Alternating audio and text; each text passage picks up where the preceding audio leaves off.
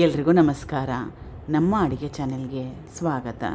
ಮನೇಲಿ ದೋಸೆ ಇಟ್ಟಿರಲಿಲ್ಲ, ದೋಸೆ ತಿನ್ನಬೇಕಾಗಿತ್ತು. 2-3 ರೀತಿಯಾಗಿರೋ ಹಿಟ್ಟು ಉಳಿದಿತ್ತು. ಆ ಹಿಟ್ಟನ್ನೆಲ್ಲ ಮಿಕ್ಸ್ ಮಾಡಿ ಗರ್ಗರಿಯಾಗಿ ಸೂಪರ್ ಟೇಸ್ಟಿಯಾಗಿರೋಂಥ ದೋಸೆ ರೆಸಿಪಿನ ಮಾಡಿ ತೋರಿಸ್ತಾ ಇದ್ದೀನಿ. ಮಸಾಲೆ ದೋಸೆ ಥರನೇ ಇತ್ತು, ಟ್ರೈ ಮಾಡಿ ನೋಡಿ ಒಂದ್ಸಲ. ಮೊದಲನೇ ಸ್ಟೆಪ್ಪಲ್ಲಿ ಮಿಕ್ಸಿ ಜಾರ್ ತೊಗೊಂಡಿದ್ದೀನಿ. 1 ಬಟ್ಲಷ್ಟು ಗೋಧಿ ಹಿಟ್ಟು, ನೋಡಿ ಈ ರೀತಿಯಾಗಿರೋ ಸ್ವಲ್ಪ ದೊಡ್ಡದಾಗಿರೋ ಬಟ್ಲು. ಅದೇ ಬಟ್ಲಲ್ಲಿ 1 ಬಟ್ಲಷ್ಟು ಉಪ್ಪಿಟ್ಟು ರವೆ, ಚಿರೋಟಿ ರವೆನ ಕೂಡ ಹಾಕ್ಕೋಬೋದು. ಅಥವಾ ರವೆ ಹಾಕ್ಕೊಳ್ಳೋಕೆ ಇಷ್ಟ ಇಲ್ಲವೇ ಇಲ್ಲ ಅಂದರೆ ಜೋಳದ ಹಿಟ್ಟನ್ನು ಅಥವಾ ಯಾವ ಹಿಟ್ಟು ಮನೇಲಿರುತ್ತಲ್ಲ ಅದನ್ನೆಲ್ಲ ಹಾಕ್ಕೋಬೋದು. ಸೇಮ್ ಕ್ವಾಂಟಿಟಿಯಲ್ಲಿ ಕಡಲೆ ಹಿಟ್ಟು, ರುಚಿಗೆ ತಕ್ಕಷ್ಟು ಉಪ್ಪು. ಈಗ ಇದನ್ನು ಚೆನ್ನಾಗಿ ಮಿಕ್ಸ್ ಆಗೋ ಥರ, ಆಮೇಲೆ ರವೆ ಕೂಡ ಹಾಕ್ಕೊಂಡಿರ್ತೀವಲ್ಲ ಅದು ಕೂಡ ನುಣ್ಣಗಾಗೋ ಥರ ಪುಡಿ ಮಾಡ್ಕೋಬೇಕು. ಪುಡಿ ಮಾಡ್ಕೊಂಡಿದ್ದಾಗಿದೆ, ಪಾತ್ರೆಗೆ ಸೇರಿಸ್ಕೊಳ್ತಾ ಇದ್ದೀನಿ.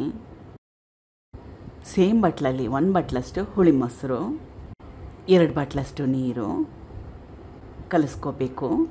ಉಪ್ಪನ್ನ ನಾನು ಪುಡಿ ಮಾಡ್ಕೊಳ್ಳೋವಾಗ ಹಾಕ್ಕೊಂಡಿದ್ದೆ. ಇದನ್ನು ಸುಮಾರು 5ರಿಂದ 6 ನಿಮಿಷ ರೆಸ್ಟ್ ಮಾಡೋಕ್ಕೆ ಬಿಡಬೇಕು.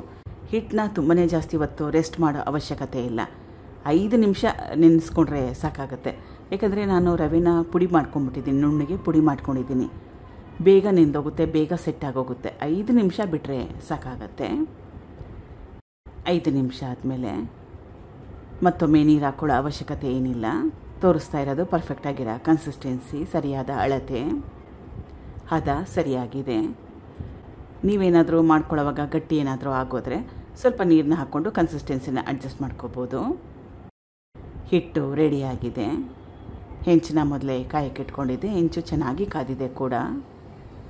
ಇದನ್ನು ಎಷ್ಟು ತೆಳುವಾಗಿ ಬೇಕೋ ಅಷ್ಟು ತೆಳುವಾಗಿ ಮಾಡ್ಕೋಬೋದು. ಕಡಲೆ ಹಿಟ್ಟು ರವೆನ ಉಪಯೋಗ ಮಾಡಿರೋದ್ರಿಂದ ದೋಸೆ ಇಂಚಿಗೆ ಅಂಟ್ಕೊಳ್ಳಲ್ಲ, ತವಾಗೆ ಅಂಟ್ಕೊಳ್ಳಲ್ಲ, ಕ್ಲೀನಾಗಿ ಬಂದ್ಬಿಡುತ್ತೆ. ಆಮೇಲೆ ಈ ದೋಸೆಗೆ ಬಣ್ಣ ಕೂಡ ಚೆನ್ನಾಗಿ ಬರುತ್ತೆ.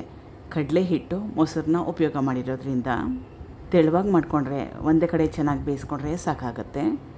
ಇದಾಗಿದೆ. ನಿಮಗೆ ಯಾವ ಶೇಪಲ್ಲಿ ಬೇಕೋ ಆ ಶೇಪಲ್ಲಿ ಮಡ್ಚ್ಕೊಳ್ಳಿ. ಟ್ರಯಾಂಗಲ್ ಮಾಡ್ಕೋಬೋದು, ಸಿಂಪಲಾಗಿ ಮಡ್ಚ್ಕೋಬೋದು, ಈ ರೀತಿಯಾಗಿ ರೋಲ್ ಕೂಡ ಮಾಡ್ಕೋಬೋದು. ಟ್ರೈ ಮಾಡಿ ನೋಡಿ. ದೋಸೆ ಹಿಟ್ಟು ಇಲ್ದಿದ್ದಾಗ ಅಥವಾ ಇದನ್ನು ಬ್ಯಾಚುಲರ್ ಫ್ರೆಂಡ್ಲಿ ರೆಸಿಪಿ ಅಂತ ಕರೆದ್ರೂ ಕೂಡ ತಪ್ಪಾಗೋಲ್ಲ. ರವೆನ ಸ್ಕಿಪ್ ಮಾಡಿಕೊಂಡ್ರೂ ಕೂಡ ಪರವಾಗಿಲ್ಲ. ಅಥವಾ ರವೆ ಕಡಲೆ ಹಿಟ್ಟು ಹಾಕ್ಕೊಂಡು ಮಾಡಿಕೊಂಡ್ರೂ ಕೂಡ ತುಂಬಾ ಚೆನ್ನಾಗಿರುತ್ತೆ. ಅಥವಾ ಗೋಧಿ ಹಿಟ್ಟು ಕಡಲೆ ಹಿಟ್ಟು ಹಾಕ್ಕೊಂಡು ಮಾಡಿಕೊಂಡ್ರೂ ಕೂಡ ಚೆನ್ನಾಗಿರುತ್ತೆ. ನೀರು ಚಟ್ನಿ ಜೊತೆಗೆ ಸರ್ವ್ ಮಾಡಿದ್ದೀನಿ. ಟ್ರೈ ಮಾಡಿ. Thank you for watching. ಧನ್ಯವಾದಗಳು.